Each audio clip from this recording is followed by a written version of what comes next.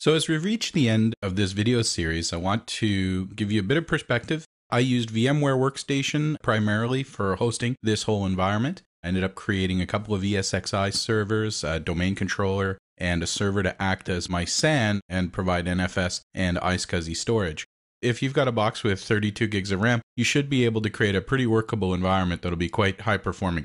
You also want to think a little bit about I/O though from a disk perspective.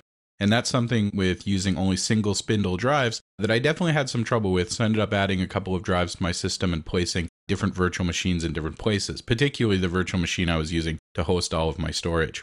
In your own environments, this gives you a bit of a base for getting a pilot done, for working on a proof of concept, for familiarizing yourself in the lab, or maybe you've already got a working environment that you sometimes need to work with.